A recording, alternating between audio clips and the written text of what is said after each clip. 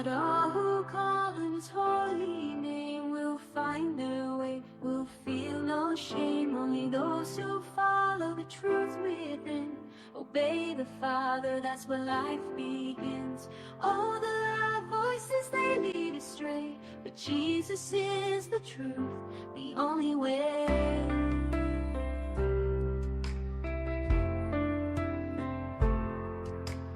Enter through the narrow gate, for the gate is wide and the way is broad that leads to destruction in the false facade. Many walk that path and don't see the sign, but the gate is small and the way is divine. The road to life, oh, so few will find. In the light of love, leave the darkness behind. Salvation is a gift, it's not of our hands, not by the works or binding demands. It's free for the lost, for the weary soul. Come to Jesus, let him make you whole. If you thirst and hunger, just kneel down and pray. He's waiting there, don't let it slip away.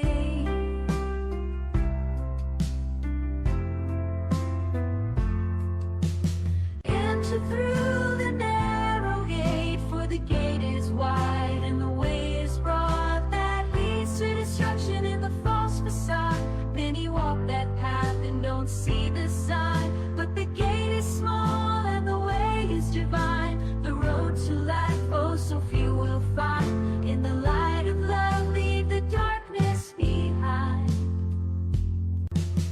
Enter through the narrow gate, for the gate is wide and the way is broad that leads to destruction in the false facade. Many walk that path and don't see the sign, but the gate is small and the way is divine. The road to life, oh, so few will find. In the light of love, leave the darkness behind. In the light of love, leave the darkness behind.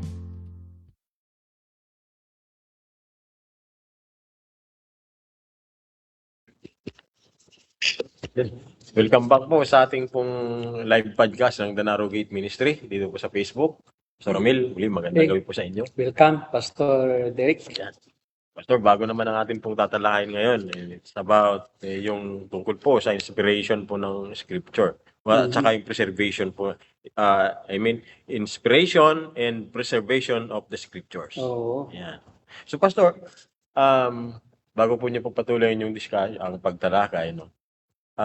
Meron po kasi mga nagkiklaim na ito pong particular na version ng Bible, usalin, yung King James Version, King James Bible, ay sinasabi nila na ito po ay inspired. Ito lamang po yung inspired. Pero ano po ba ang katotohanan? Talaga po ba, totoo po ba na itong King James Bible lamang ang inspired? O mayroon po ba talagang mga salin ngayon na inspired talaga ng Banal na Espiritu? So, yan po.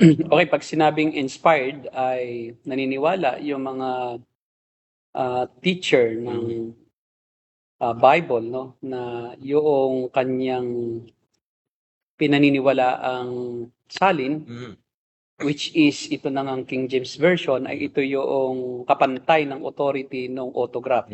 Oo po. Kasi sa Christian theology, pag sinabing inspiration, it is only limited to the autographs of the original author. Ibig sabihin, Tama. yun lamang original na mga manunulat ang kinasihan ng Espiritu ng Diyos upang ang kanilang isusulat na aklat na ipinasusulat ng Diyos ay walang pagkakamali. No? Kahit tuldok, kahit kuwit, kahit na spelling sa Hebrew, Aramaic or Griego, ay perpekto yung kanilang maiisulat. Dahil kailangan kasi na talagang yung bawat salita na kanilang isusulat ay mayroon talagang intended meaning yan eh. May contextual meaning, may historical background, no? At mayroong tinatawag tayo na accuracy, no? Na talagang dapat 100% accurate para maipahayag ng Diyos sa mga tao ang kanyang kalooban ng eksakto sa kung ano ang gusto niyang pakahulugan. Kaya nga, yun ang ibig sabihin ng inspiration of the scriptures. Almost all Christian denominations Opo. under the evangelical community ay naniniwala na ang inspiration ay doon lamang sa mga original na teksto. Hindi siya nag-extend doon sa mga tinatawag nating translations. Oh. Ngayon, tingnan natin itong isang pastor, No. anong pangalan niya? Pastor Edwin ba ito? Limbaga po yung apelyido. Limbaga, Kung ano yung kanyang pananaw doon ito ay King James Version onlyist. Opo. KJV onlyist believer. Baptist po siya, Pastor. Baptist. Karamihan ng mga ganyan na KJVist ay either Baptist or cult. Yes. Yung mga oneness, yan din ang kanilang pet doctrine. Na yun lamang King James Version ang authorized na version at Tama. siya ang inspired lamang ng Diyos at hindi pwedeng gamitin ang iba pang version dahil mayroon ng mga dagdag, bawas at mayroon ng defect. Opo. Kaya maapektuhan di umano yung kapakahulugan ng Diyos doon sa mga salita. Kung ang ibang salin ang gagamitin sa halip na itong King James Version. Okay, tingnan natin at panoorin ang kanyang pananaw patungkol dito. Panoorin po natin. Let me repeat that. Ang aking pong patutunayan ngayon ay inspired ang King James Bible. Kasi ang sabi ng pastor na ito, hindi raw inspired ang King James Bible. Okay? At yung mga naniniwala daw na ito ay inspired, ay kulto. Okay. So ngayon, tingnan po natin. Kaya ginawa ko po itong public for everybody to know. Kasi ang gagamitin po natin ay patunay, hindi akusasyon. So isasabit ko sa inyo ang mga argumento, patunay, bakit natin pinaniniwalaan na ang King James Bible ay inspired. Okay? Siyempre, i-define natin yung bawat term. Mahalaga pong lesson ito. Baka may pastor na naman, may mga pastors po kasi na hindi naniniwala. At ibibigay ko din yung mga argumento nila, bakit sinasabi kong mali ang mga argumentong yan at hindi yan maaari. Okay? O tayo. Nais ko buksan ninyo ang inyong Bible at pakipakita nito anak yung mga talata. Ha? Mamaya natin ituloy. So malinaw ang pagkasabi niya, Ano po, Pastor? na ang King James Version ay inspired. Saka ang tawag niya hindi version King James Bible. So may connotation na yun lang ang Bible. Yung translation according to Erasmus, ang pinanggalingan kasi niyan, Textus Receptus ni Erasmus. Hindi nila alam na hindi naman Greek na ang pinanggalingan talaga, na ang unang salin mula sa Hebrew, kundi Latin. At yung Greek ay dati ng Greek. So hindi mo na kailangang isalin sa Greek. Ngayon, ang pinanggalingan noong Greek translation na pinanggalingan naman ng King James Version ay yung Textus Receptus. Latin po pa yun. Hindi. Hindi yung Latin. Yung ano po. Greek din, pero Greek manuscripts na very limited ang pinanggalingan. Okay, tatalakayin natin kung ano yung tinatawag nating inspiration muna, Kasi para malinaw, para kasing hindi lang para, nakikita ko na itong pastor na ito na ang apelyido ay Limbaga ay hindi malinaw sa kanya kung anong ibig sabihin ng inspiration.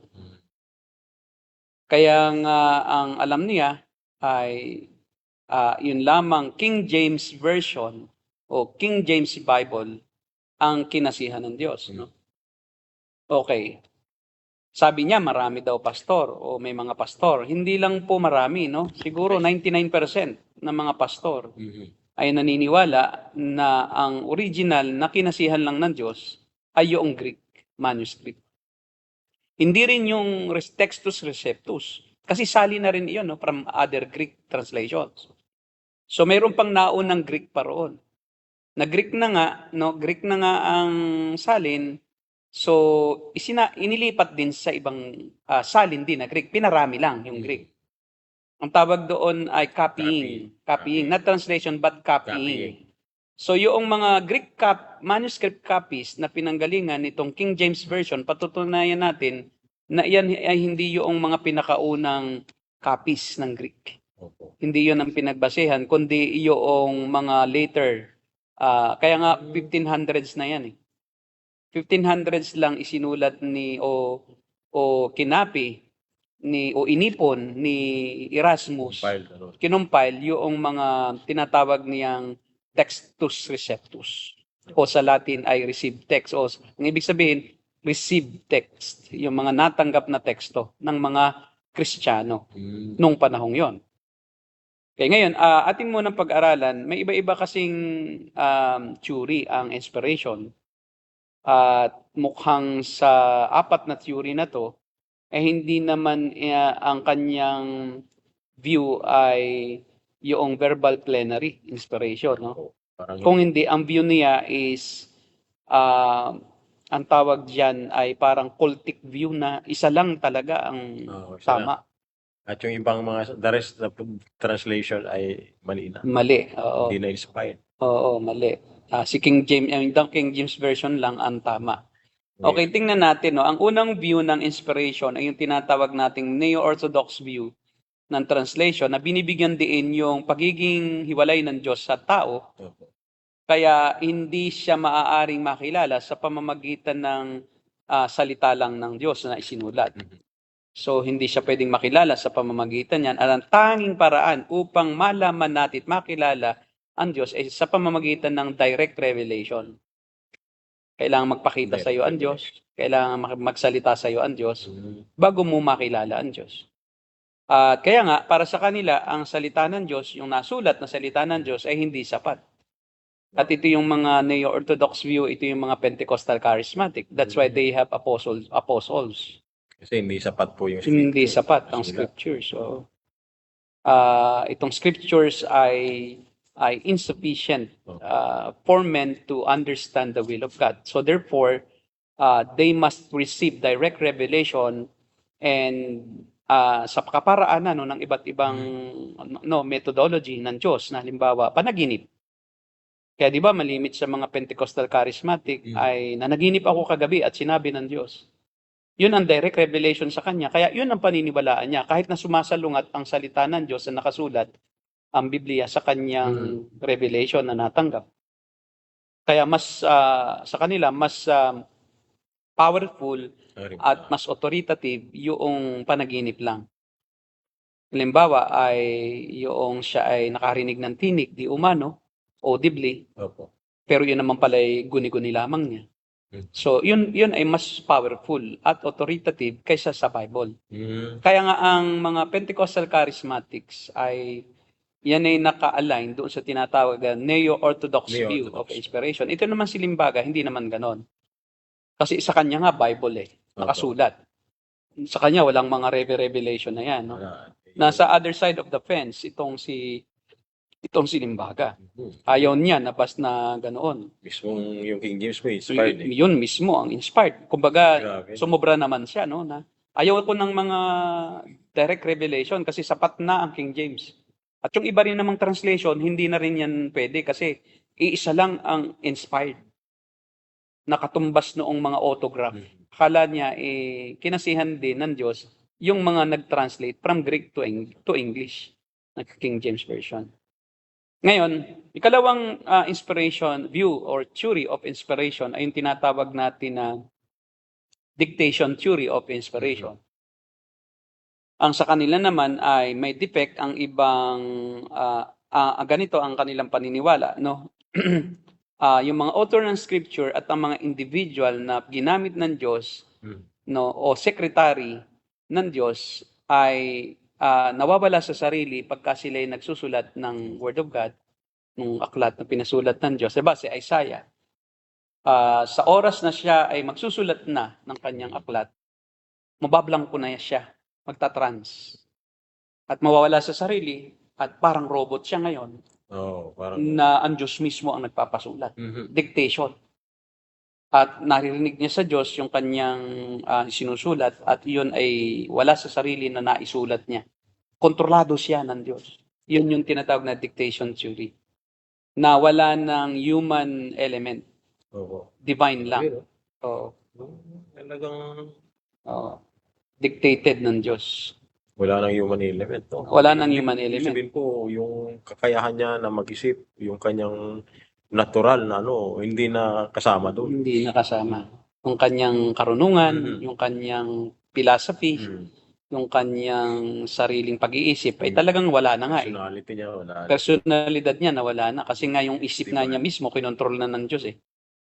Yung kaya nang sinusulat ni Pablo yung kanyang mga aklat, mga epistles, bigla siyang bablangko. Parang Sumusulat siya na kahit di nakatingin. Di ba? Kasi nawawala ang Diyos sa na sarili. sumusulat Opo. eh. Kumbaga, ang ginamit lang ng Diyos yung kamay. Pero yung isip niya hindi.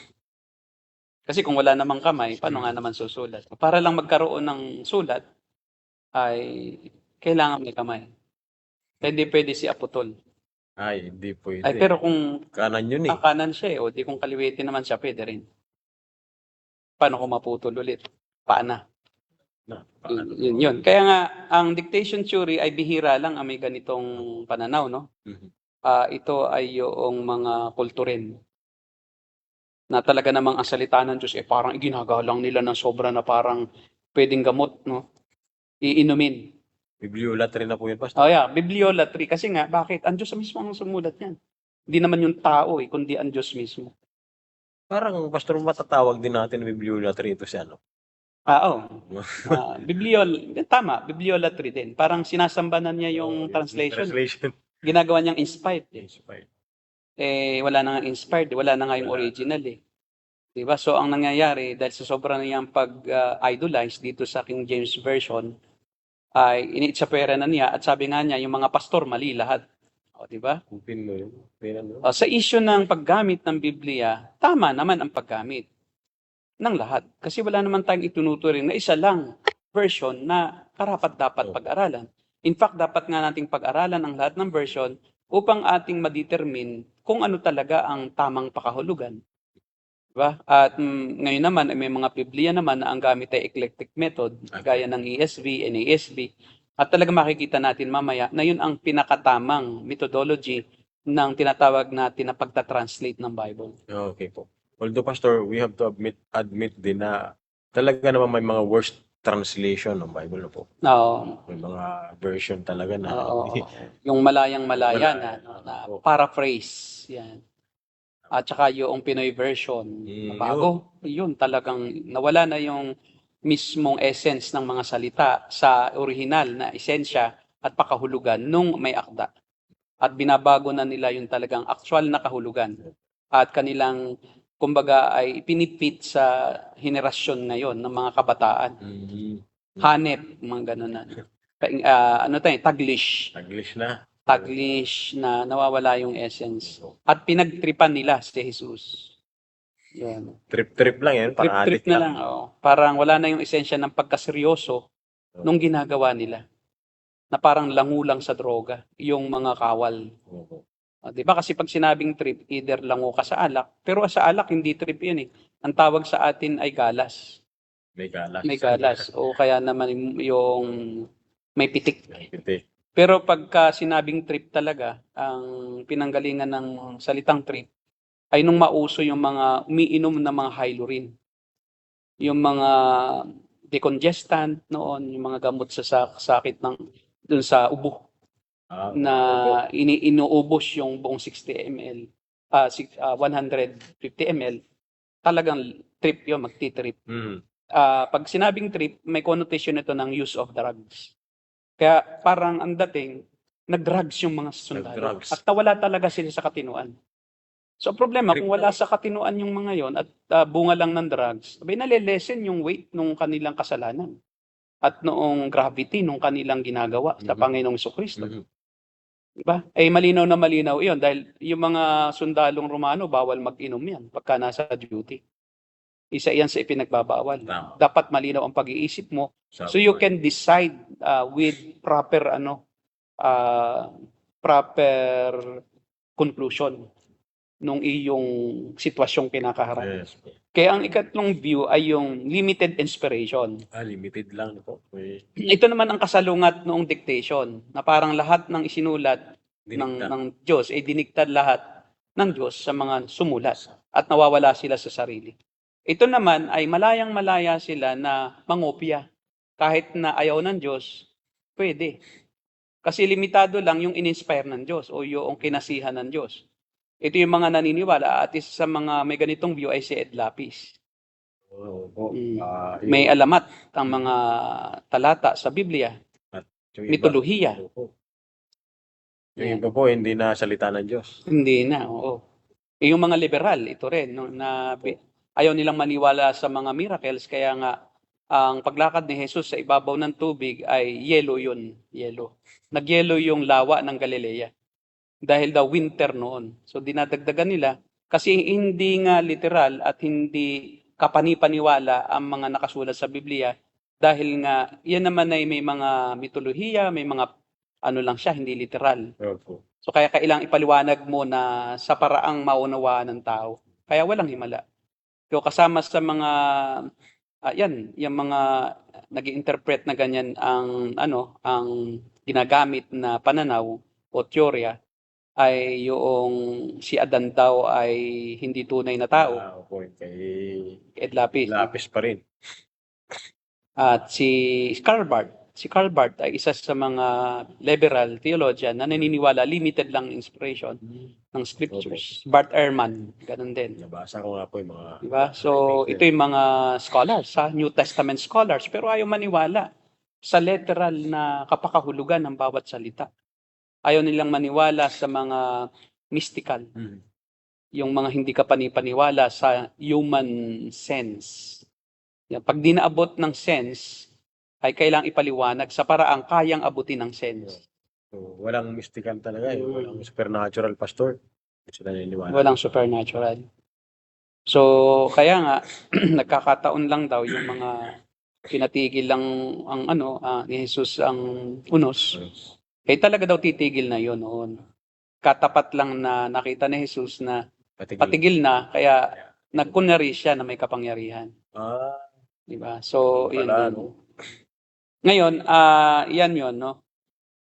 Minimal lang ang contribution ng tao. Minimal lang ang contribution ng Diyos rather. Ang tao mismo ang gumawa at may limitadong tulong mula sa Diyos Espiritu.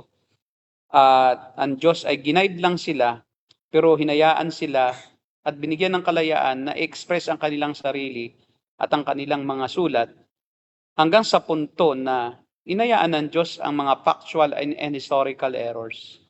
Kaya yung mga factual errors ay hindi lang perceive or hindi lang parang pananaw, kundi totoo talaga na may error. Hindi yun maipapaliwanag pa. Talagang iyon ay actual ng pagkakamali. Kaya maraming mali sa Biblia ayon sa mga ganitong katuruan. Kaya nga kung mythology lang si Adan, mythology rin lang yung imputation ng kasalanan sa lahat ng tao. Apektado mo pala lahat, pastor. Mythology din lang yung imputation ng, hindi rin totoo yung pag-impute ng righteousness si Christ sa kanyang mga hinirang. At saka maapektuhan yung doctrine ng kaligtasan talaga. So, sa tao ang kaligtasan, walang imputation. Di ba? At ang pinakahuli, at yun dapat ang pananaw ng lahat na mananampalataya, verbal plenary inspiration. Pag sinabing verbal, lahat ng salita. Plenary lahat. Opo. Lahat ng salita sa Biblia, kahit tuldik, no, ay kinasihan ng Diyos, pero hindi nangangahulugan na sila ay kinontrol ng Diyos sa kanilang pagsusulat. Kung di malaya nilang na-express ang kanilang damdamin, pero ginaid sila ng banal na espiritu na ang ating ilustrasyon dyan ay parang tao na nasa loob ng isang layag. Na siya malayang magsulat sa loob ng layag, pero yung layag ay hinihipan ng hangin at pinapapunta ng Diyos kung saan niya gustong papuntahin. Kumbaga may superintending work ang Holy Spirit of God. Lahat ng naisulat doon ay hindi actual na salita ng Diyos. May salita din doon ng salita noong hayop, nung donkey, ni Balaam. May salita din doon na salita ng demonyo, no, sa Matthew 4. Siya sakay Satanas sa salita na sinabi niya sa Panginoong Hesus nung tuksuhin siya sa ilang, ng demonyo, ng diablo. Meron din salita doon yung ahas, no, na naroon sa kanya si Lucifer, salita, nakasapi. May salita din doon na masasamang tao. May masalita roon yung mga makasalanan na huhuli sa Panginoong Kristo. Yung mga sundalo na tinutuya. May mga taong nanlibak sa Panginoon, kinutya, at talagang siya'y inaglahi.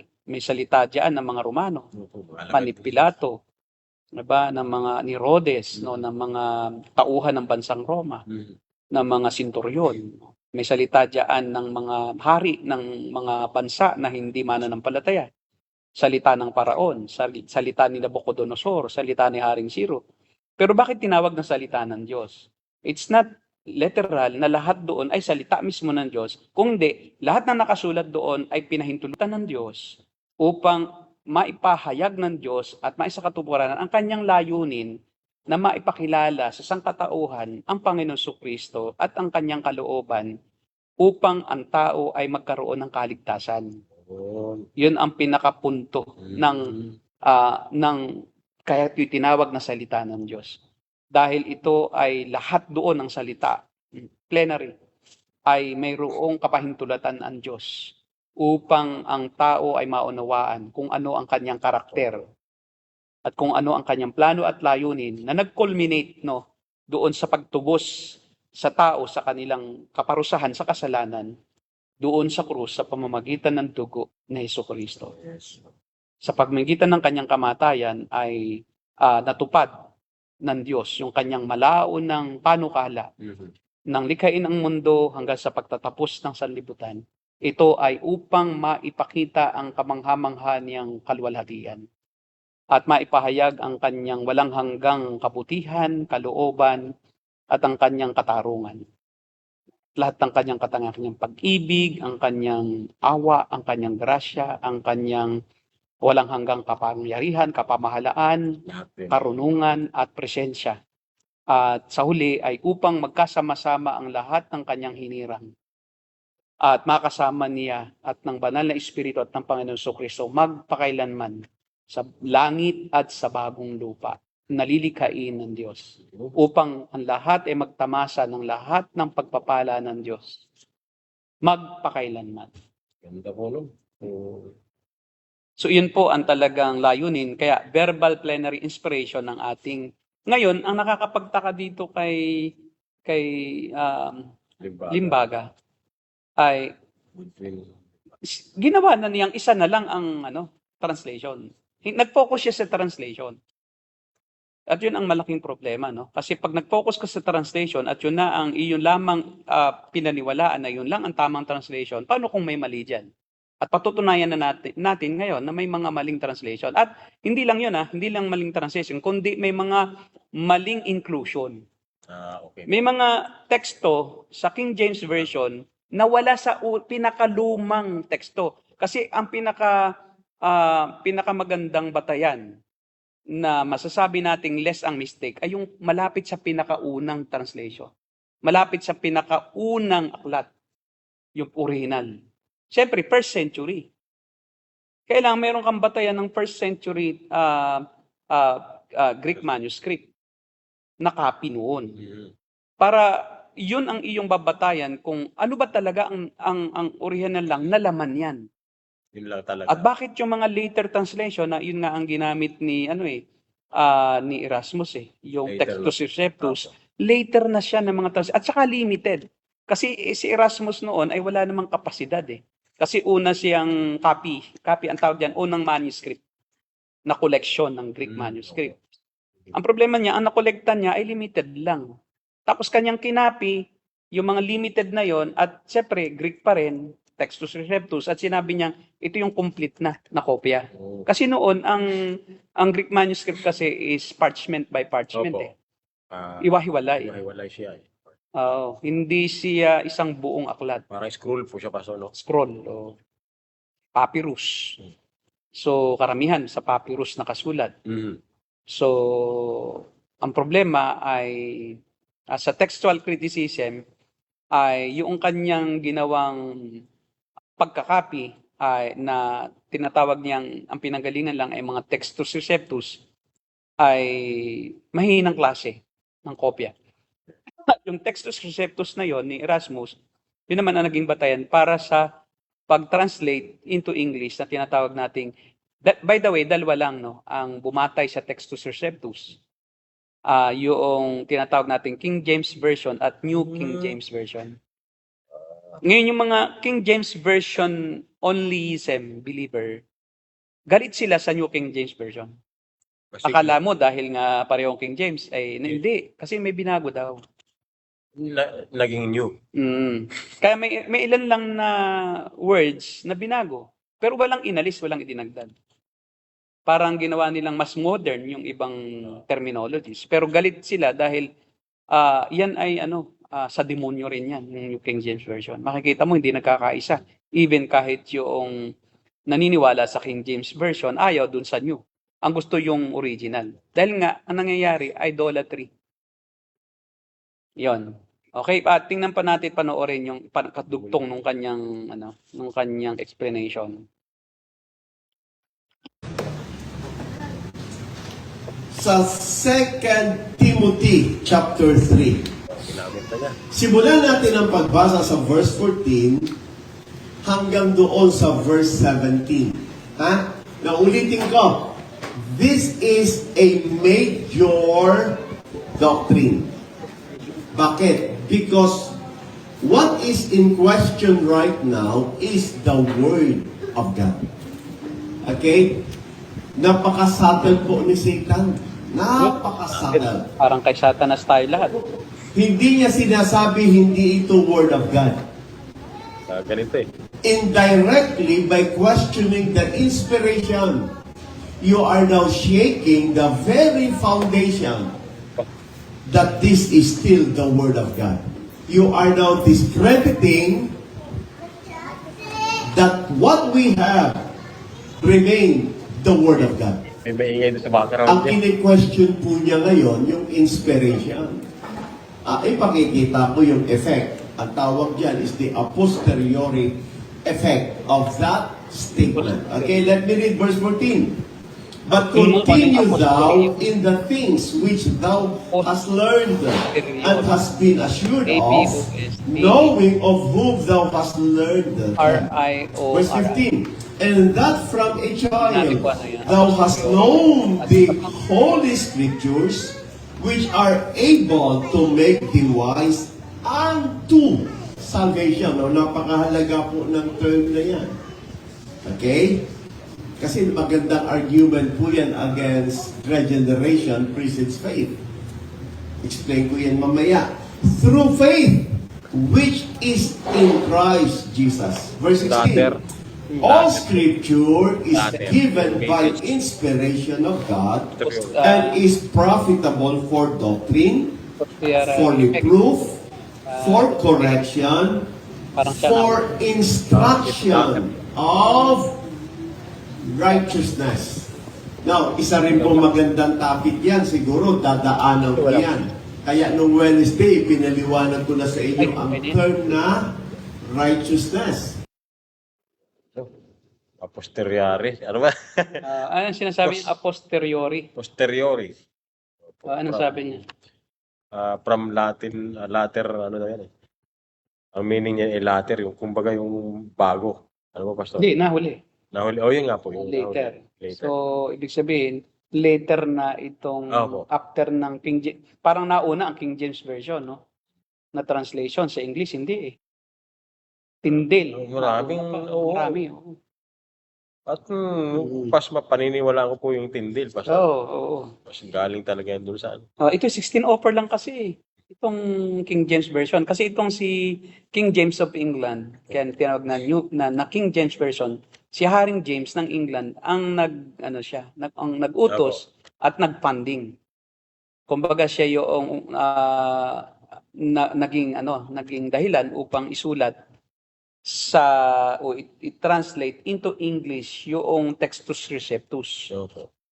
yung mga naipon ni Erasmus noong 1500s. So, noong 1604, inauthorize niya ang new translation ng Bible sa English. Mhm. At ito ay natapos hanggang 1611. Kaya nga 1611 King James Version yun, di ba? Kaya Kaya nga, loyal sila dyan. ngayon, ay ang nag-translate nito from Textus Receptus, ito yung mga inipon o tinipon ni Erasmus, ay yung mga limited text lang kasi wala siyang kakayahang ipunin lahat eh. Kasi sa Byzantine Empire, napakalawak niyan eh. So, ang isa sa kanyang batayan yung Alexandrian text no sa Alexandria, Egypt. Yung mga na-compile doon na mga Greek manuscripts, yun yung kanyang inipon.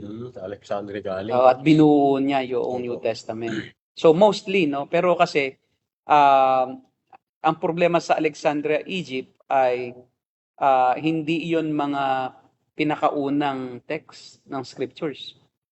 Hindi yun ang pinakauna. Yun nga ay mga natuklasan na mga 1300s lang o 1200s. Pero yung nagsagawa ng eclectic method, talagang dahil nga mas marami na natuklasan eh. Gaya nung Dead Sea Scrolls. Yung Masoretic text din yun, di ba? Pero yung Dead Sea Scrolls ay yun ang halos pinakauna. Nakita roon yung mga pinakaunang copy ng Greek Testament, New Testament, na naka-parchment nga, scroll by scroll lang. Ngayon ay siyempre, nung kanila itong i-translate, hindi pa natuklasan yung Qumran Cave. Hindi pa po yun. Hindi pa nila nakita yung mas matandang copy na first and second and third and fourth century. Naroon yung copy. Ngayon, ang nangyari ay ang Greek text niya ay nanggaling sa Textus Receptus, no, yung inipon ni Erasmus. Tinranslate nila ito sa English na ang tawag nga diyan ay classical. Siyempre, yun yung English noon sa England. Kaya yung mga daw. Mga daw, doest, knoweth, mga may mga pantet, water. or the wateret. Poret, the wateret. Parang mga pangalan, Pastor Ramlet. Yun. Dereket. Arjet. So, yun, classical English. So, ang problema ay nang i-translate sa Tagalog ay naroon yung mga salitang alalaong bagay. Talagang yung mga sinamudaring Tagalog. Talagang malaong Tagalog. At di kaginsa-ginsay. Malaon na kitang iniiro. Malaon. Talagang. Di ba? Yung Kaginsa. talagang napakalalim naman na Tagalog. Nang i-translate. Kaya nga, second generation na iyon eh. Di ba? From English, classical English, 1611, tinranslate into King James Version Tagalog. So, hindi na siya original. Kasi hindi na rin naman siya Greek, hindi na rin naman siya English. Pero sobrang mahal na mahal nila, pati yung Tagalog na yon.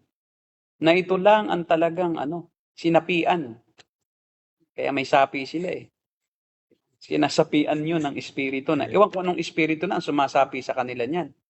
Na they denounce all pastors who don't believe the same belief that they have. Para bang yung atin pong ginagamit na ibang salin ay hindi yung mga gumagamit ng mga ibang salin. Tayo ang pinagtatawanan nila. Tayo yung mga kulto. Tayo ang kulto sa kanila. Kaya kita mo nga, diba, si Satanas daw ay very subtle.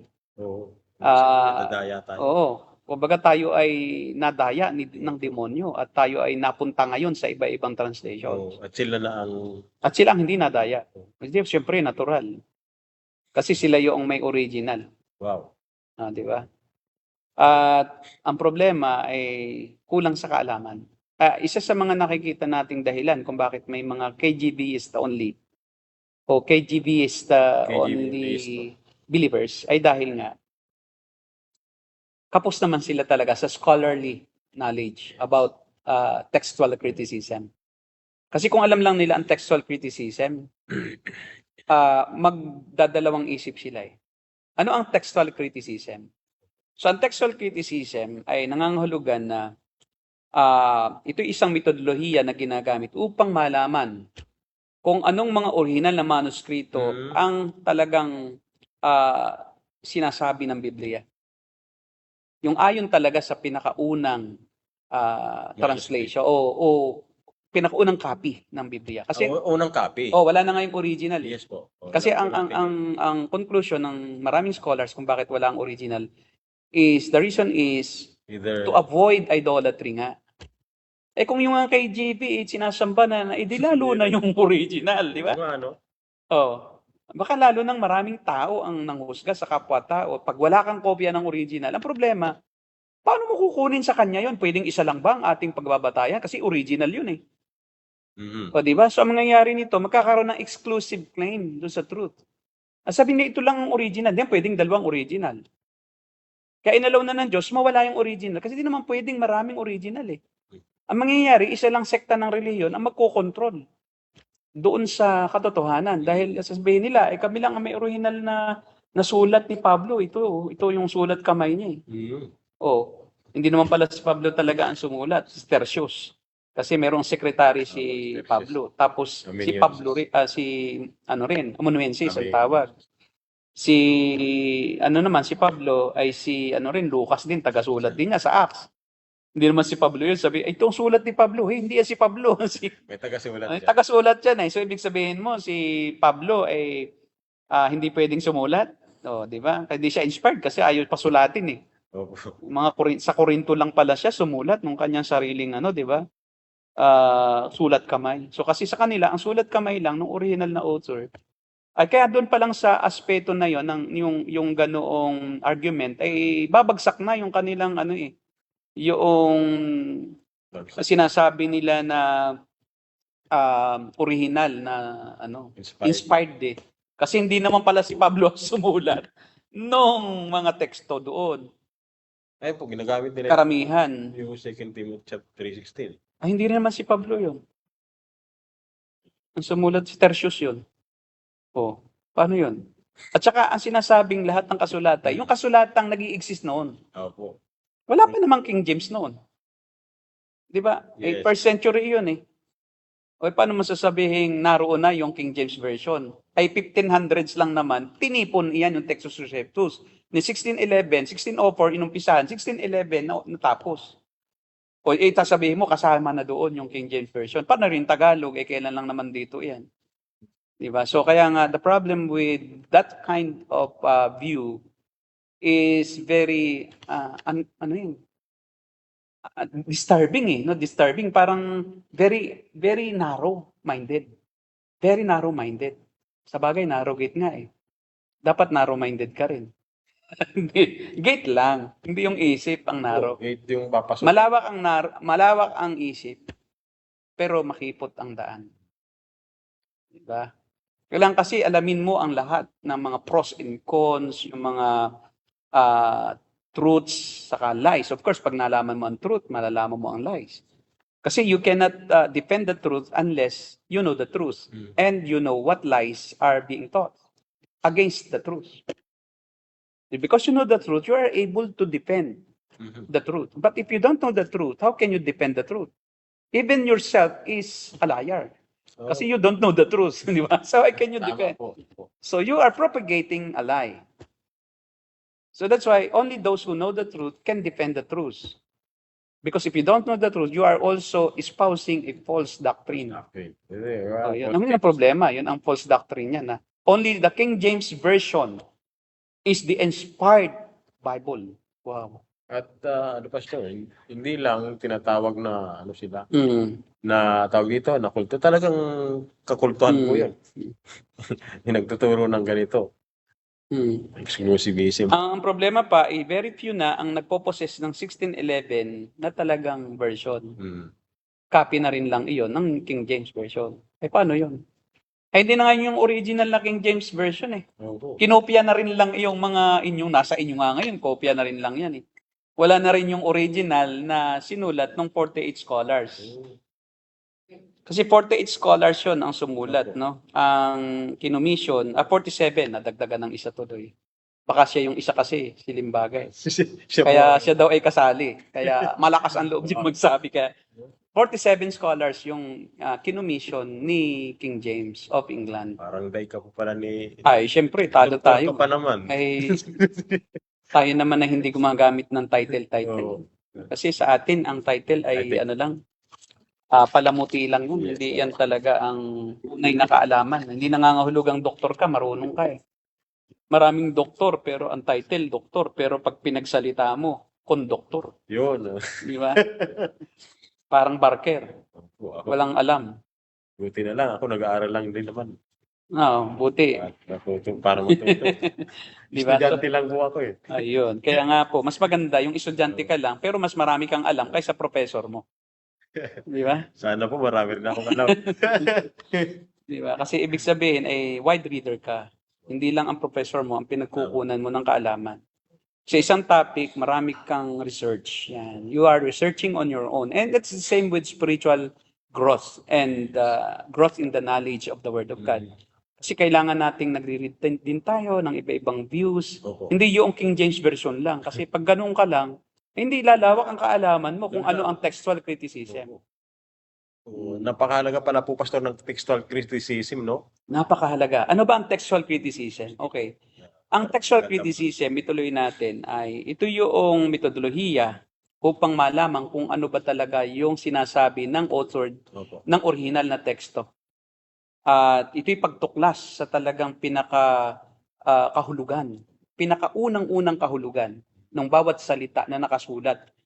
At dahil nga yung original manuscript ay hidden, at naniniwala ako na ito'y dinala na ng Diyos sa langit, it cannot be retrieved anymore. Wala na, talagang walang nagkiklaim ngayon na mayroon siyang original na yung mismong autograph. Wala. Pero honest po yung mga scholars natin, no? Oh, Ano honest. talaga. Honest. Sinasabi nilang wala talaga na. Hindi yung ano lang na, Ito po, Ay. pwede. oo, syempre, siya talaga daw ang pinakamagaling eh.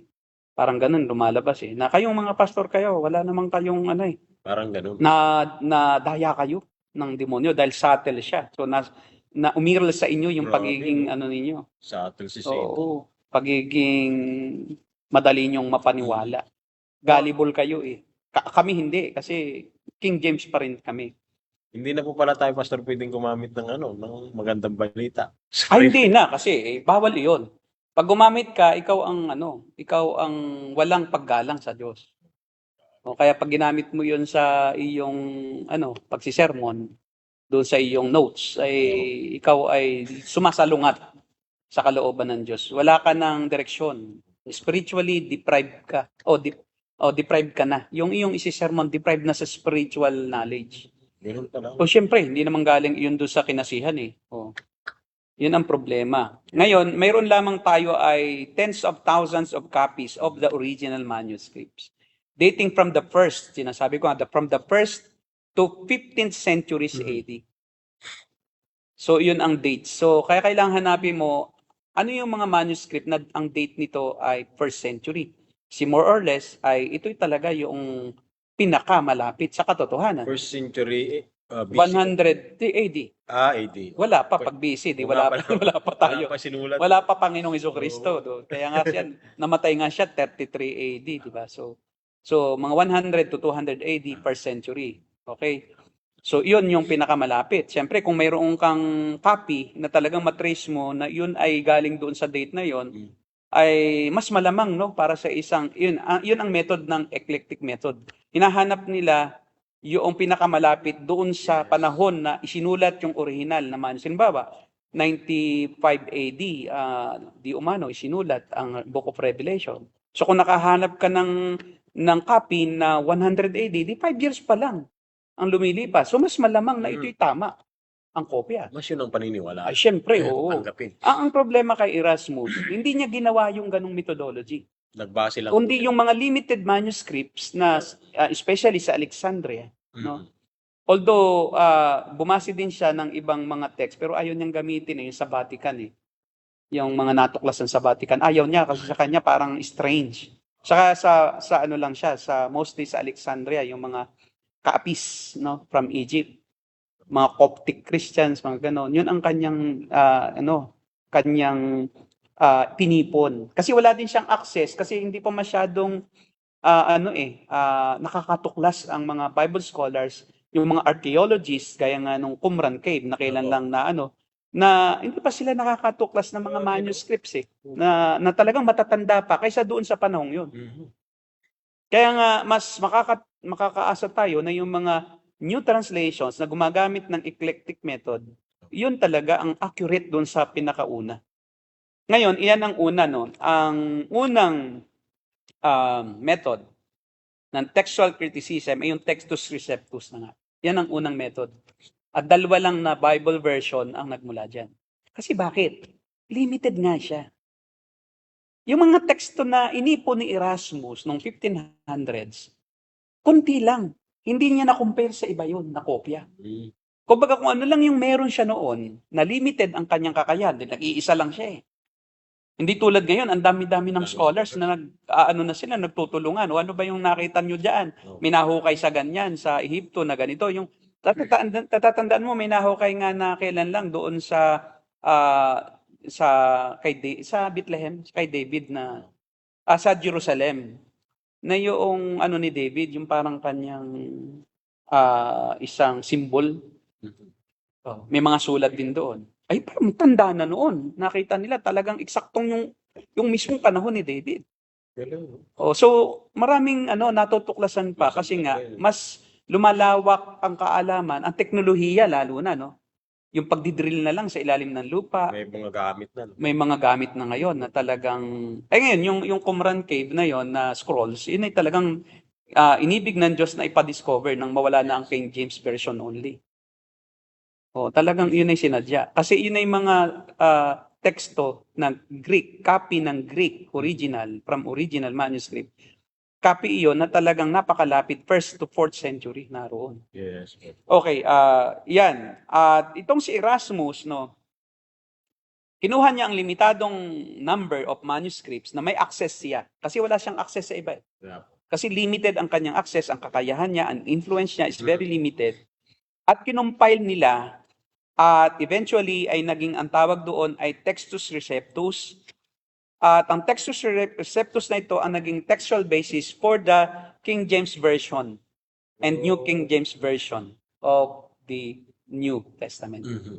Kaya nga ang nangyari is doon lang nag-base sa napakakonting mga textus o teksto na natuklasan na mayroon siya noong panahon yon, noong 1500s.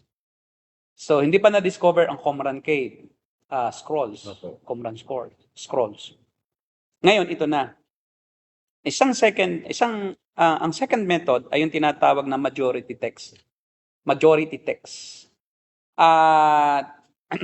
Itong majority text, walang Bible translation ang nagbe-base dito. Bakit? Ganito lang kasi ang ginawa ng ganitong paraan ng paghahanap ng pinakamalapit na kahulugan doon sa original. Ang ginagawa ng mga majority text scholars ay kino-compile nila ang lahat ng manuskrito na available kahit sa panahon ngayon. Kino-compile nila lahat. Lahat ng manuscript na available, yung mga copies. At kinukumpara nila ang mga pagkakaiba ng lahat ng yon. Ngayon, ang ginagawa nila, pumipili sila ng tama na kapakahulugan ayon sa kung aling text ang may pinakamaraming naisalin o naikopy. Kung mas maraming copy na binanggit yung text na yon na nagkakaisa yung mas maraming copy, yung majority text na yon ang tatanggapin nila na yun ang tama. Yun ang problema naman. Kaya halimbawa, example, 749 na manuskrito ng Greek ay sa isang text ay nabasa nila yung salitang sinabi niya. Tapos yung parehong text, yung ibang mga copy, ang salin naman ay sinabi nila.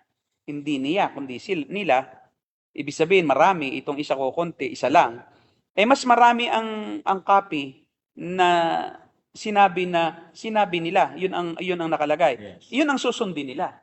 Just based on majority text. Majority text. Okay po. At kaya nga, ang problema, at dahil doon, wala nang major Bible translation na base dito. Sa majority This, text. no, karamihan ay sa eclectic. Bakit? Ito ang eclectic method. Ito yung ikatlong method. Ang eclectic method, ang tawag din yan sa iba ay critical method Critical. of discovering the original meaning of the text. Wow. Ito kasama sa hermeneutics. Actually, sa hermeneutics class ay binabanggit din ito kasi para malaman natin na yung talagang Bible na hawak natin, lalo na yung translation na galing sa eclectic method, ay talagang dumaan sa rigid procedure. Para talaga maunawaan mo na ito ang pinakamalapit talaga na pakahulugan doon sa original. Dahil ito ang unang ginagawa ng mga critical method scholars. Ang gagawin nila ay, i-consider nila ang external and internal evidence. Hindi lang yung external, na ito mayroon ka ritong salin, externally. So, akin na yan. Hindi mo na pag-aralan kung anong taon yan, wala na. Ang ginagawa nila sa external method, dalawang methodology sa pag-discover kung alin ang talagang pinakamalapit sa original na text. Yung external method or external evidence rather, ay sinasagot ang tanong na ilang bang manuskrito ang nagsali ng ganitong salin? Ilang manuskrito? Ano ang mga date ng mga manuscript na yon? Hindi lang yung majority text, kundi sinasabi din nila, kailan ito nila kinapi? Kailan ito kinapi? Malapit ba doon sa original o baka malayong-malayo na? So, mayroon silang tinatawag na elimination. Baka itong isa, kaya marami ang kopya na ganito ang sinabi, ay papare-pareho na ang date na napaka-layo na. Ngayon, itong isang ito, ang date is malapit doon. So, hindi natin pakikinggan yung malayo. Mas malapit. Yes, oo. Ngayon, ito pa. Anong rehiyon sa mundo nakita yung manuskrito? Anong rehiyon? Kasi baka ito ay malayo na eh. So pag malayo na yung manuskrito, meaning to say, taga roon na yung nag-copy. O may isang nagdala doon, di pwede namang, di ba? Hindi naman pwedeng dami-daming daling copy, di ba? So, tsaka noon, scroll lang yan eh. O parchment eh. So, ngayon, dinala niya doon. So sa lugar na iyon, yung copy lang niya na yun ang binasihan. Hindi dito. Mismo. Galing, no? Kaya maraming mga consideration. Ito pa. Ang internal evidence naman ay sinasagot ang tanong na ano ang dahilan kung bakit nakakaiba-iba ng pag-copy? Ano ang dahilan? Bakit iba-iba ang copy? Pagkatapos, kaninong kopya ang posibleng makakapagpaliwanag ng pinanggalingan ng ibang kopya? Si Martin kinopya nito sa ganito kasi yung mas naunang date, yun ang kinopya ni ganito. Hindi mo pwedeng kopyahin mo yung later date. Tapos, kaya kita mo, mas effective yung pinakamalapit doon sa writings, yung date of writings ng pinaka-original manuscript, yung pinaka-autograph nila ng mga apostle. Pag malapit doon, ay talaga nakakasiguro tayo na talagang yun ay mas kokonti ang mali na kopya. Or, posible na mas kokonti ang mali. Kaysa doon sa malayo na siya eh. Okay, siyempre, pinanggalingan din ng kopya niya, maaaring ito rin lang mga kopya na rin na ito. Kaya nga, yun ang tinitingnan. Saan yan na-base ito? Sa pamamagitan ng pag-aaral ng bawat teksto, ng bawat kabanata, ng aklat, ng luma at bagong tipan, natitrace nila ngayon. Kaya nilang itrace kung kanino galing itong kopyang ito. Kanino ito kinopya. Kasi mas malamang na, tika muna, may nakita tayo na parehong-pareho ito dito eh. Ay, dito siya galing. Ngayon itong isang ito, dito natin nakuha itong kopya nito, mukhang mas iba ito kaysa dito. So, kaya lang, mas malapit ba siya sa lugar na pinangyarihan? Marami palang kinoconsider, Pastor. Oo. Dapat i-consider sa ganyan. Oo, para ding expository Yun. preaching. Talaga Internal, na- external. Kaya nga, only the expository preaching can stand the test of true biblical scholarship. Pag hindi ka talaga nag-aaral ng expository preaching kung paano himay-himay gamit yung tinatawag nating historico-grammatical letero method of biblical hermeneutics, ay malayo ka sa katotohanan. Kasi talagang ang metodolohiya na talagang ginagamit din sa textual criticism ay the same methodology din na ginagamit sa biblical hermeneutics. Makikita mo yung similarity. Ang pagkakaiba lang, syempre, ang eclectic method nitong textual criticism ay talagang sila ay first hand na hinihimay nila yung mismong origin. Tayo kasi yung meaning. Pag hermeneutics, yung meaning na. Ngayon, ang maganda roon, kung ang ating scriptural text o ating version ng scriptures ay galing sa eclectic method, gaya ng ASV, a New American Standard Bible, no? Yan, Legacy Bible. Yan ay talagang scholarly. Ibig sabihin, dumaan na yan doon sa talagang pag-aaral na matindi para masigurong ito yung meaning, ito yung word na kahit na modern yung word, kahit modern yung word. Pero nakuha nila yung actual na meaning noong pinakamalapit sa original. So hindi pala po ito palumaan ng Hindi po. ng English eh. Hindi rin pwedeng palumaan ng English lang. Paano nga maunawaan ng tao kung iyon namang ini-English nang hindi nila maintindihan yung English? Opo. So Pastor, ang punto, Nadidefeat yung purpose Yes, because the Word of God is to be understood. At yun ang unang-unang mga goals nila Martin Luther nga. Kaya nga, itranslate niya sa German and then sa vernacular later on. Diba? Ano sabi mo? so Pastor, ang mahalaga, kahit na modern yung pagka-translate, yung mga wordings doon, na ang purpose naman talaga ay maunawaan ng mga modern readers, ang mahalaga ay yung pagkasalin nito ay kinuha doon mismo sa pinakamalapit na source ng text. Tama po ba ako, Pastor? Yes. So, kaya, At saka, hindi lang pinakamalapit sa text, kundi accurate ba siya talaga opo. doon sa original? Yes. O doon sa pinakamalapit sa original? Kasi nga walang original eh. Opo, wala naman talaga. Kaya yung ating babasihan, yung pinakamalapit na kopya mula noong isulat ang original at kanilang i-release sa church. Di ba? So kaya nga makikita natin na itong eclectic method, ito ay hindi pinapabura ng mga New King James Version. Sa kanila nga sinasamba na nila yung napakaliit lang na mga kopya, no? Napakakonting kopya lang na pinanggalingan naman ng translation ng King James Version. Naku, napakamali po yan, mga kapatid. Kung kayo ay merong King KJV only is dito, ay sinasamba ninyo. Actually, yung mga King James Version only, sila rin yung may mga tinatawag na flat earth theory. Diyan nanggagaling yung mga flat earthers. Kasi doon nga naman sa King James Version, yung Tagalog, pagka-Tagalog, balantok. Balantok. Ganon, pero hindi naman sinabing bilog.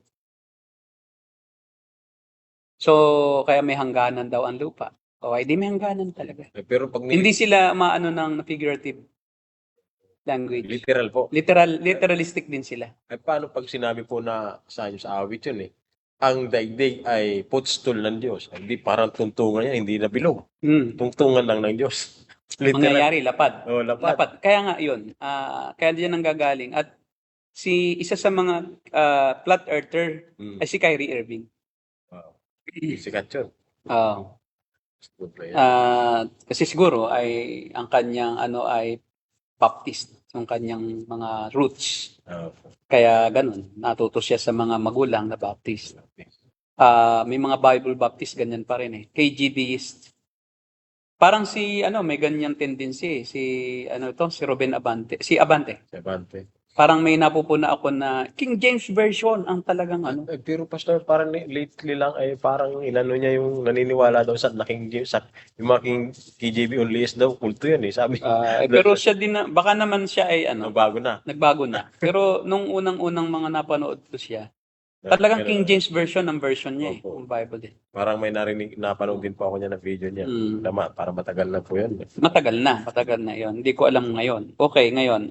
Itong problema ngayon. Yun. Maganda. Alam ba ninyo na sa King James Version ay may mga napahalong verse na wala sa pinakamalapit sa pagsasalin. Wala doon sa pinakamalapit na kopya. Sa original. Doon sa original. Halimbawa, ito. John 5:4. Yung John 5:4, pakibasa natin. Ito na lang. Alam mo, ito yung, di ba, kaya minsan nagtataka ka na parang may mystical. Sige po. Yung sinasabi doon, di ba, na pumunta ang Panginoong Hesukristo sa isang balon ng Siloe. Sa may Siloe. Na, anong nangyari? Ay mayroong lumpo mula ng ipanganak. Opo, yung lumpo na nagkaw-kaw doon sa Oo, na ang sabi, kasi ang sabi doon ay, kumbaga, ang sabi ng Panginoong Hesukristo, anong gusto mong mangyari? Ganon. To that effect. Pakibasa mo. Sahin po natin. Diyan, 5. Basahin mo mula sa verse 1 hanggang 9.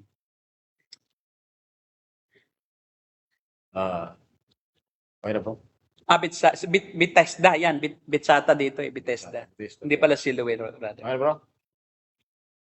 Sabi dito, pagkaraan nito ay pumunta si Jesus sa Jerusalem upang dumalo sa isang pista ng mga Hudyo. Sa lungsod na ito na malapit sa pintuan ng mga tupa ay may malaking deposito ng tubig na may 5 portiko. Kung tawagin ito sa wikang Hebreyo ay Bethsata o Bethesda, no? Bethesda yan sa ibang saan. Nasa paligid nito ang maraming may sakit, mga bulag, mga pilay at mga paralitiko. May isang lalaki doon na 38 taon nang may sakit. Nakita siya ni Jesus at alam niyang matagal nang may sakit ang lalaki, kaya tinanong niya ito, gusto mo bang gumaling?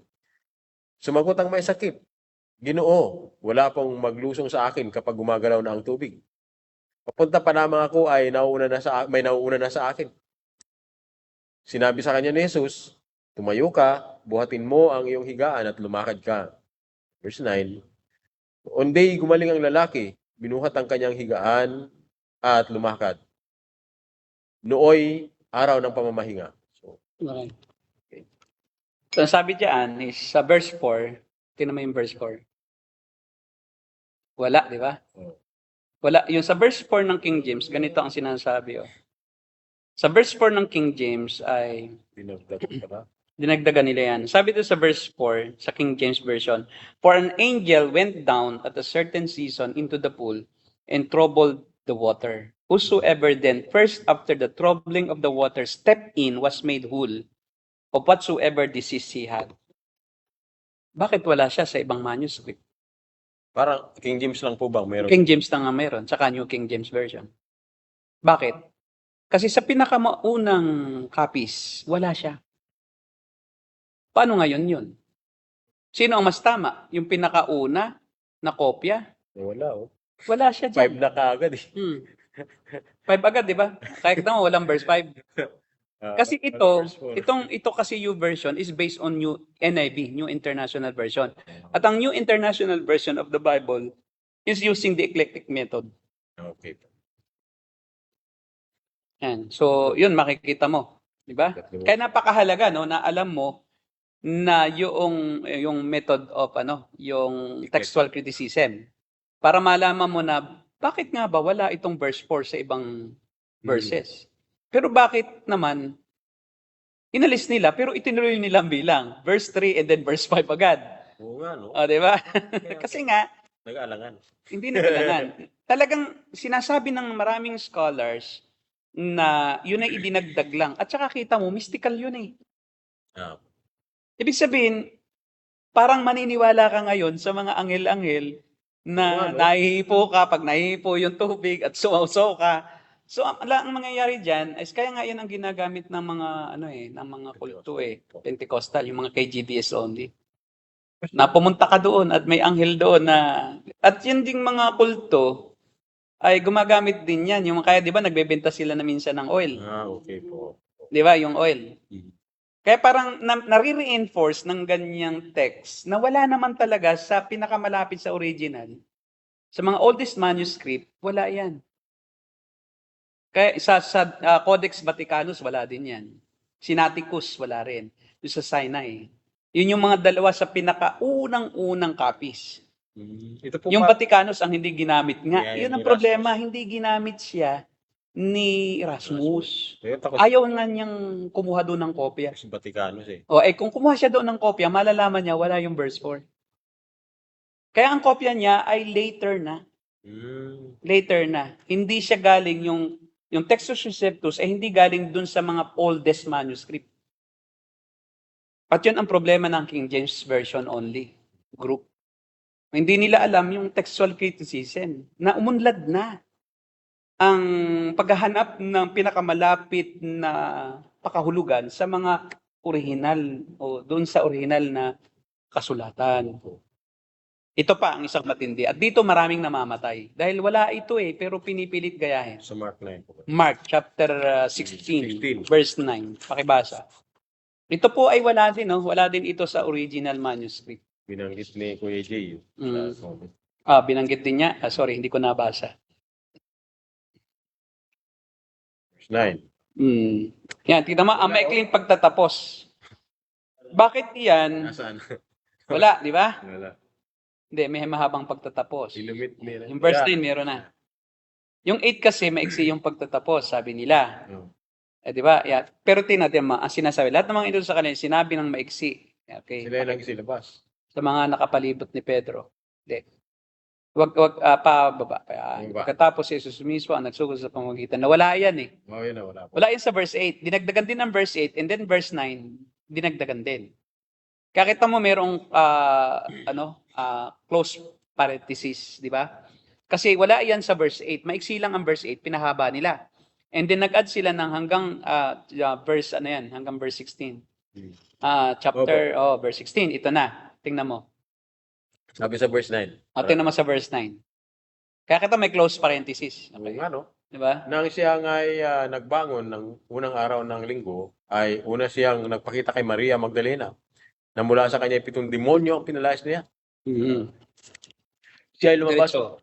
Siya ay lumabas at binalita sa mga naging kasama ni Jesus. Samantalang sila ay nagluluksa at tumatangis. Ngunit nang kanila mabalitaan na siya ay buhay at nakita ni Magdalena, ay ayaw nilang maniwala. Dito pa. Verse 12.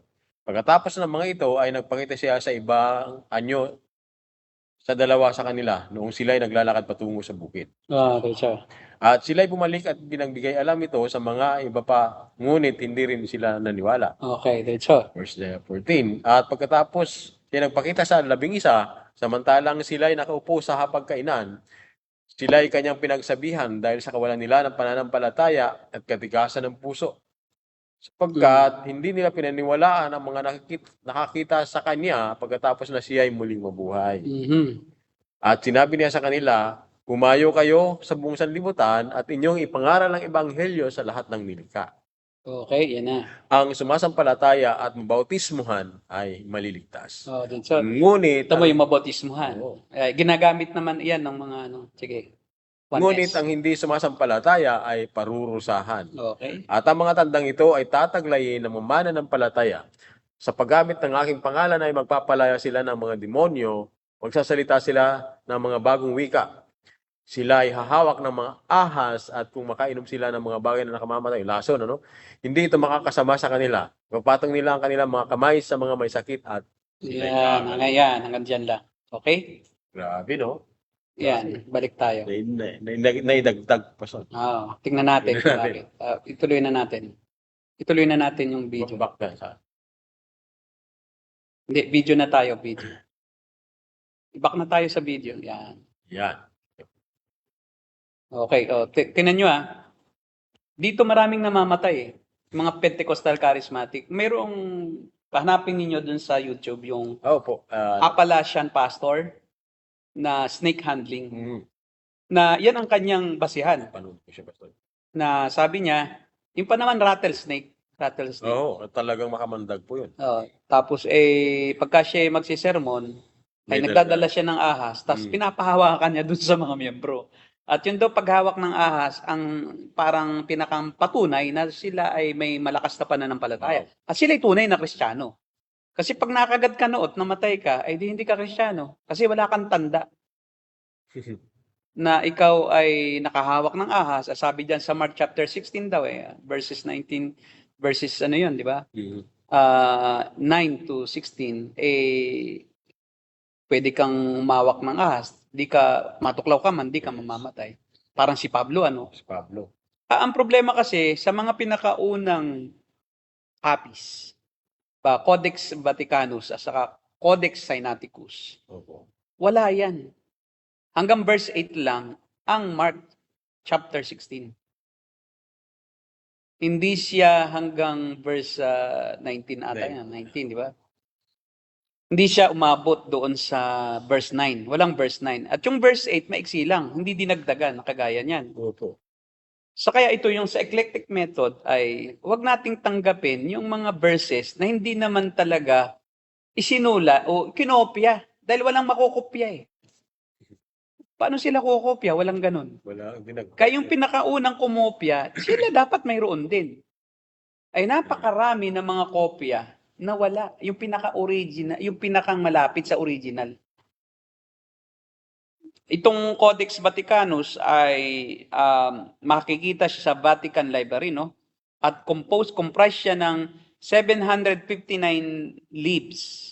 At meron siya halos ng lahat ng luma at bagong tipan.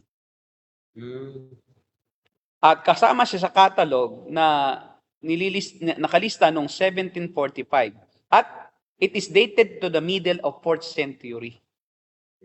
O, di ba? Kaapat na siglo lang.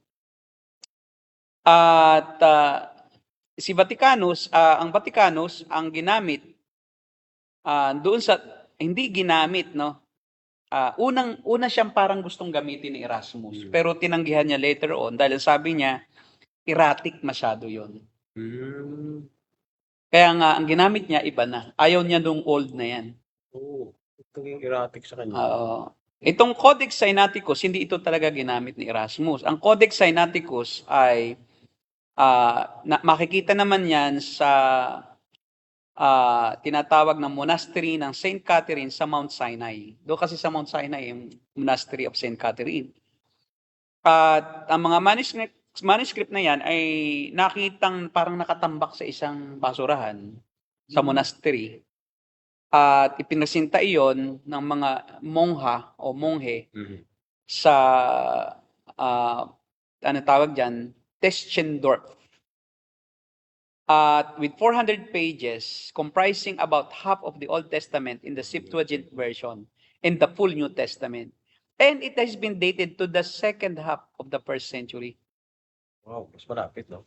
Pero yung tinasagay Qumran Cave, mas malapit. 2nd century. Itong mga ito ay mga mas malayo do sa original. Yun. At ang problema diyan ay dahil nga yan ang pinagtatanggol din ng mga Pentecostal charismatic, no? Kaya minsan yung mga Pentecostal charismatic, U-version ang ginagamit, hindi tinanggal eh. Pero kahit na may close parenthesis, dahil nga hindi naman nila alam ang history, at hindi sila marunong ng textual criticism, word for word tinatanggap nila. Yan pa rin ang ginagamit nila, no? Oo. At diyan nila sinasabing ang mga ligtas daw, ang mga maliligtas daw, masasampalataya, ay magsasalita daw ng bagong wika. Kaya lahat pala. Yan yung ginagamit nila na dapat sign ng pagiging Kristiyano o sign ng pagiging ligtas, yung pagsasalita ng wika. Oo. Yun ang problema. Yun ang problema, no? Yan. So, okay, kung may tanong na. So, makikita natin in conclusion that King James Version only beliefs ay sa tingin ko, kulto na yan eh. Pagka diyan ka na talaga halos nagtitiwala sa isa lang version eh. Kasi you are now idolizing a version. Yes. Yan yun. Okay? Tanong po siguro tayo. Kay Righteous One. How about po, Pastor Ramil, yung Lambs at Muppets translation? Inspired din po ba ito? Hindi. Hindi. Okay. May tinatawag tayong doctrine of preservation. Ang doctrine of preservation ay kahit na anong translation, God has preserved the truths. The spirit of the text, yung doctrine. Preservation. Yes, na-preserve ng Diyos. Of course, ipipreserve niya yung katuruan. Kung ano yung gusto niyang matutunan ng kahit sino man, kahit anong version mo, ay gagamitin pa rin niya ng banal na espiritu kasi may tinatawag tayong illumination of the spirit. And meron tayong tinatawag na general, no? General or common grace, no? Na ang banal na espiritu nagko-convict din gamit din yung salita pero hindi nga lang nila kayang sundin. And that's the problem with with what we call yung doctrine of inspiration, na yun ay yung gagamitin sa mga translation. Hindi. Isa lang ang mayroong may kasi ng Diyos o pagkasi o paghinga ng Diyos na talagang yung mga author ay ginabayan. Yun yung mga unang manunulat. Diba? Si Moises, Genesis, Exodus, Leviticus, Deuteronomy, Numbers. Si Moses, kinasihan siya ng Diyos. Kaya nga, di ba, naisulat niya yung tama na dapat isulat kahit nawala siya nung paglikha. So, because of the doctrine of inspiration, we believe that whatever he has written in the book of Genesis about the beginnings of all things are certain and factual because of the doctrine of inspiration. Di ba? Ang Diyos ang nagbigay sa kanya ng karunungan upang kaniyang maisulat yung paglikha kahit nawala siya roon. Di ba? So kaya nga, alam natin na yung doktrina ng inspiration ay doon lamang sa mga taong unang sumulat. Siya mismo ang sulat kamay nila. Yung sulat kamay nilang iyon, dahil wala naman pang computer eh. O kahit na kahit na yung kanilang secretary, considered kasi na ang secretary ay taga-sulat lang naman ng author. Ang author pa rin, ako pa rin, kahit ikaw ang pinasulat ko. Kasi check ko naman yun, babasahin ko. Di naman pwedeng, parang ang tawag diyan ay transcriber ka or ikaw yung nagsusulat doon sa yung tinatawag sa korte. Ano yan? Yung Steno. Hindi. Stenographer. Kayo stenographer. So, ganun din, no? Ang judge pa rin ang author noon. Kahit na ang nagsulat ng decision niya ay yung secretary ng clerk of court. Siyang Yung pinanggalingan. Tsaka yung stenographer ng court. Kasi yung court, meron iyang office, no? Meron siyang clerk, yung judge. Habang umahatol yung judge, inire-record ng stenographer yon. Kaya walang mali. Opo. Tagang very strict sila kasi posible na may isang salitang isingit yan. Pag hindi yun sinabi ng judge, ay hindi yun po pwede. Kasi babasahin pa rin yun ng judge sa huli. Kanyang susuriin yun. Ngayon iba na eh. Along the way habang mayroong nagaganap na pag-testify, agad-agad nakatranscribe agad yun. Tapos agad-agad may order. Hindi na kailangan maghintay pa ng ilang araw, buwan, para babasahin pa ng judge. On the spot, pwede siyang mag-order based on the result of the hearing of that day. Well, yun nga, no? Anong tanong? Hindi po yan. Hindi siya. Hindi po yan. Walang inspired. Wala na pong inspired. Yun. To make it very, very clear, Wala na inspired. and the answer is concise, there's no more inspired translation. Because inspiration is only for the autograph. Pag sinabing autograph, the original writer.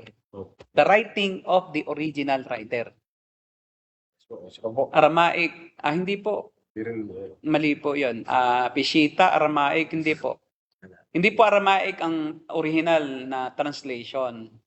Hindi po. Kundi Greek. Ano daw po yung for beginners? Yung translation. Marcon na Bible Tagalog. Well, NIV is a very good translation kasi NIV is a very readable translation in English. Parang dynamic po siya, no? Dynamic nga siya. Kaya nga word for word eh. Pag sinabing dynamic, word for word. Kaya dynamic. Ang New Living Translation, yun yung medyo paraphrase. Pero yung NIV is maganda yung salin. Kaya nga nagtitiwala ako sa MBB. Dahil ang magandang balita Biblia ay translation from English NIV to Tagalog, modern Tagalog. Kaya mas okay ako nasa MBB. Pero of course, kung may Tagalog ng ESV, doon ako, kaso wala pang Tagalog ang ESV. Ngayon, ang problema natin, pagka naman tayo nag-in-English doon sa pulpito, ay ang mga audience naman natin, halimbawa, sa probinsya, hindi naman iyon parang masyadong naunawa. tatagalogin mo pa rin. Kaya in essence, nagtatranslate ka rin naman ng Bible. Oo nga po. When you are preaching, you are essentially translating. Kaya nga dapat din ay alam mo yung textual criticism kahit paano, para pag ikaw ay nag-translate nung certain English translation sa iyong denomination o sa iyong grupo na pinapipreachan, dapat ay may idea ka noon. Nang hindi ka translate na pa, at saka dapat may aral ka sa hermeneutics. Kahit hindi yung mismong sa school ka nag-aaral, no? Yung formal schooling.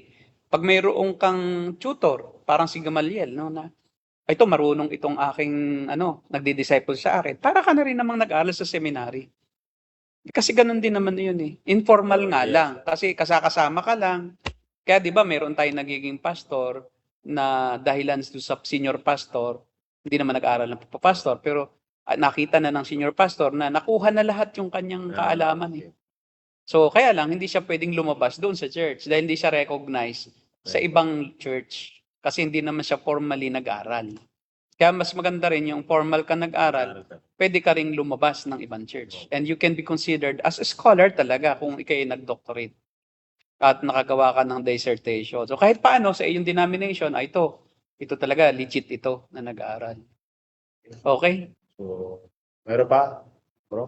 Yan, kay Homer. Maganda, hindi ko pa mabasa dito eh. Magandang gabi po, Pastor Eric. Salamat po. Hindi sa topic po ngayon, kawawa yung mga maniniwala, napapaniwala ni Baga.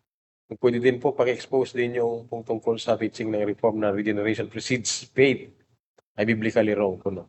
Ayun nga, yung sinabi ko nakaraan. Pero blooded Armenian na nag-conduct po siya ng classes. Sige, tingnan natin kung saan niya yun, Pwedeng pakilagay po yung link dyan ni Limbaga. Parang nasin ko po yun sa inyo, Pastor. Yung regeneration Yun precedes po yun. faith. Parang pinag-aralan na rin natin yan. Opo. Parang Tingnan natin. natatin lang po natin eh. May topic na po tayo. Bart Ehrman. Yes, Hindi, meron pang isa. Out of topic daw yun. Out of topic, ask ko lang yung mga book na gaya ng Book of Thomas. O Barnabas, Maccabees, Ruth, Tobit, ito yung Apokripa. Bakit hindi po kasama sa canon dahil ba hindi ito inspired? So, Yes po, hindi yan inspired. oo.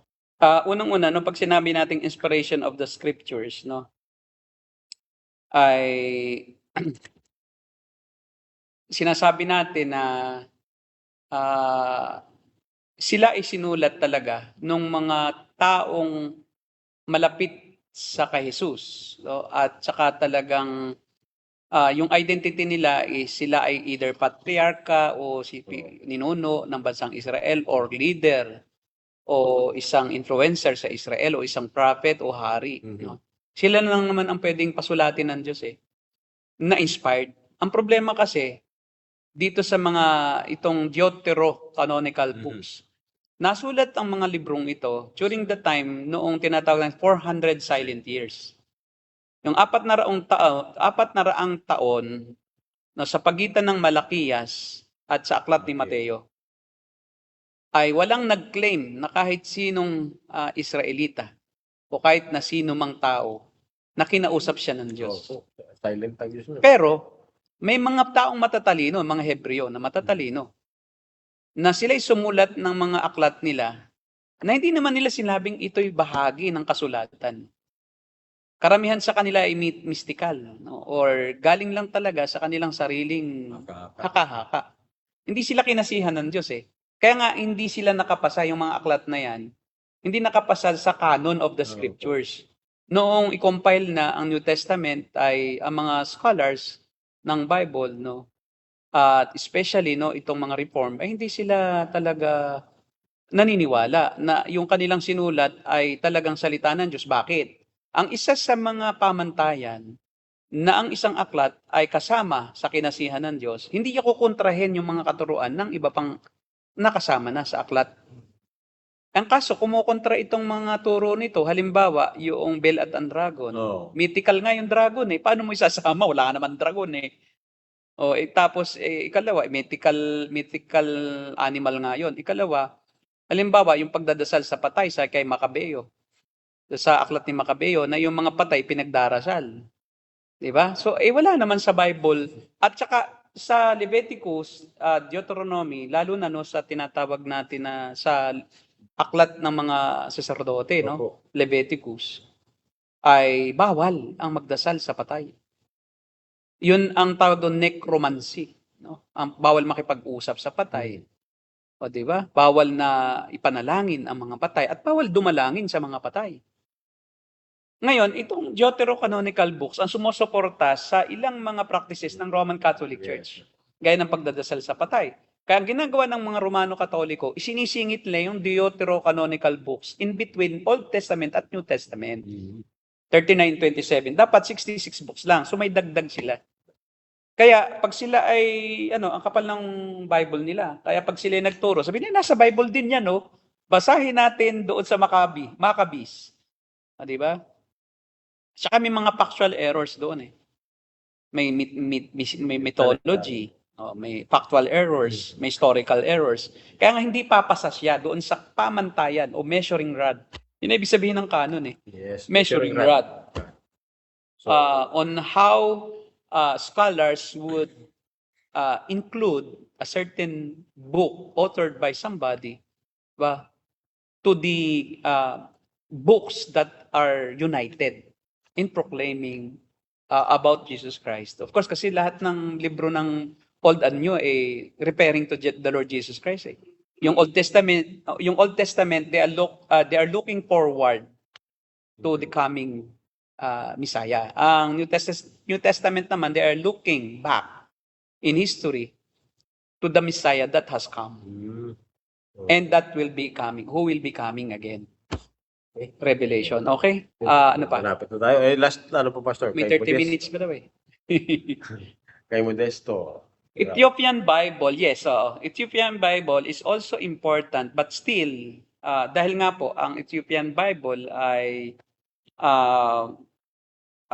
siyempre malapit siya doon sa Israel.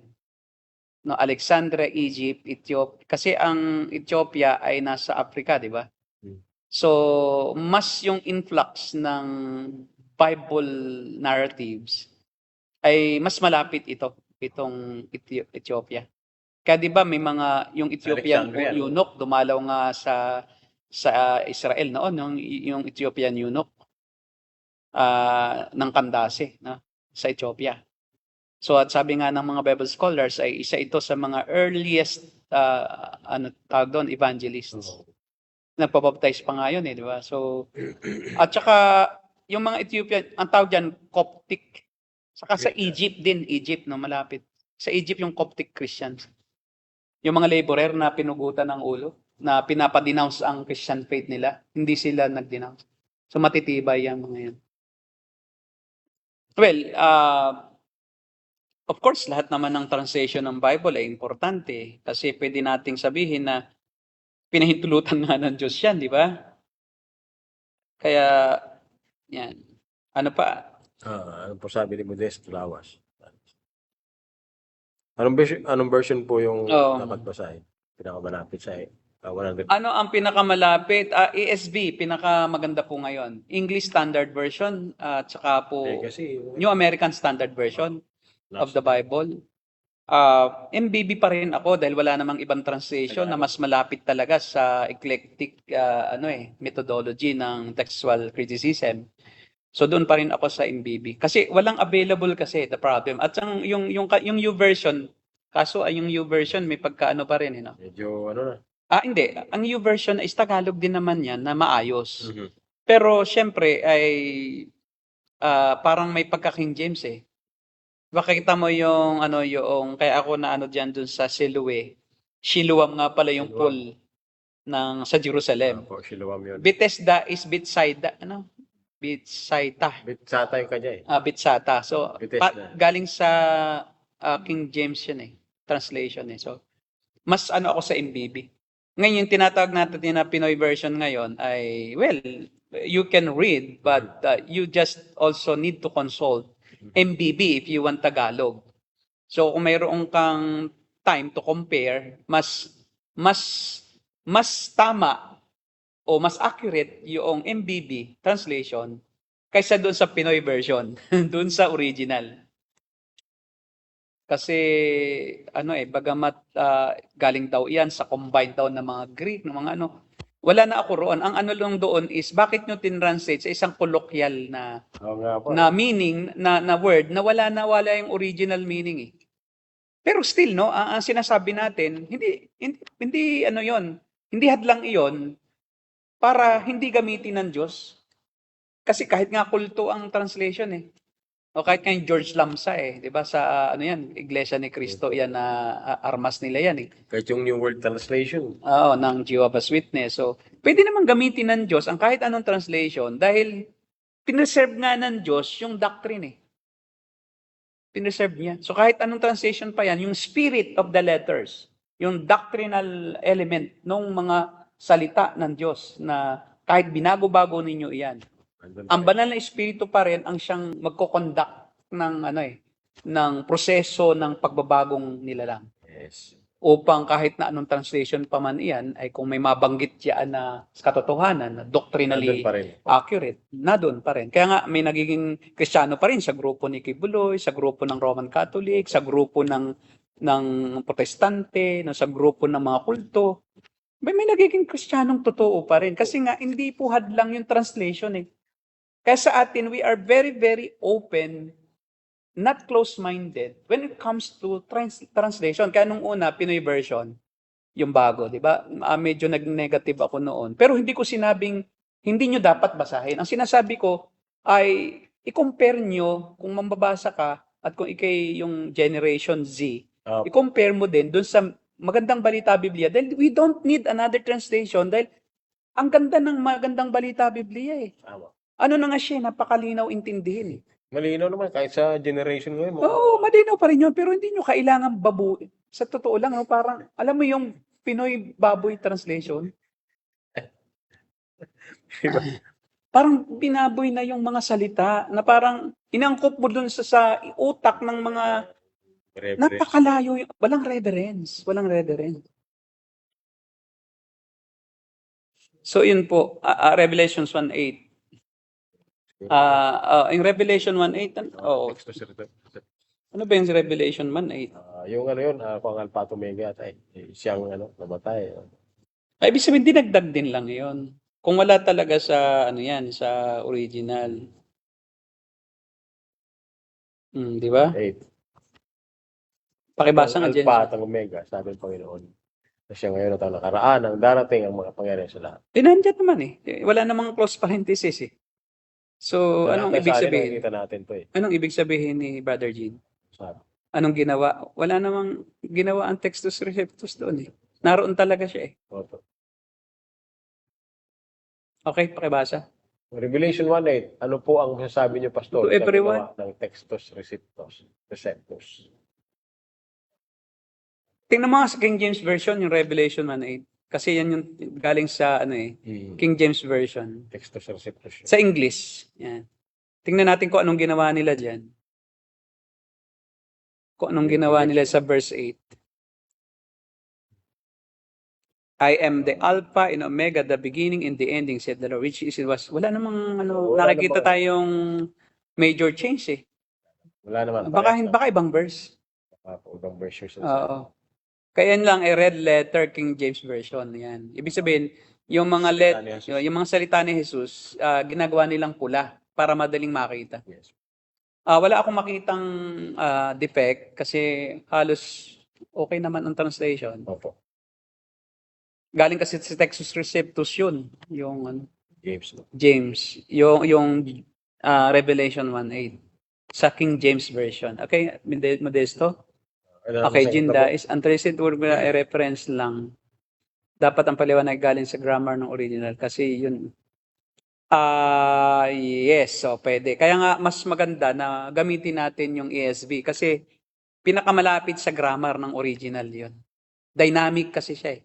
Equivalence. Word for word. Dynamic word for word equivalence using eclectic or critical method of finding the meaning, the original meaning of the text. Nawala ang God. Nandun yung Lord eh. Lord naman ang ginamit eh.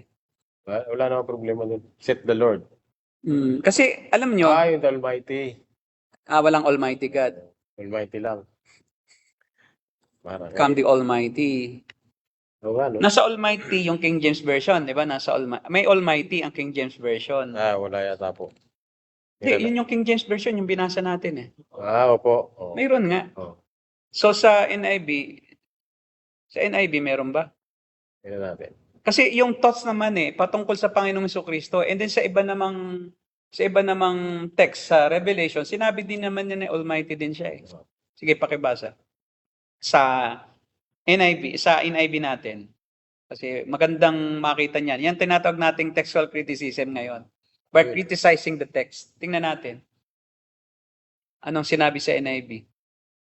Verse 8. Almighty din eh. Almighty rin. Lord God, this is the Lord. The Lord God. So, it doesn't matter kasi Adonai, Lord pa rin eh. Or God, pwede rin i-translate. Kumbaga, pwede siyang, pwede siya kasi na interchangeable, yung God and Lord, when referring to the Lord Jesus Christ. Wala naman problema doon. Wala. Tsaka sa malaking L. Opo, malaking L yung Lord. So, it doesn't matter. Opo, wala. Hindi masyadong malaking problema yung nawala yung Lord o nawala yung God. Opo. Kasi may Almighty pa rin eh. So, pag sinabing Almighty pa rin, God yun. Wala namang ibang Almighty kundi God. So yung Lord doon, dahil doon sa Almighty, sa huli, ibig sabihin, siya yung God. Kasi walang Almighty na Lord na tao eh. Ang Diyos lang ang Almighty.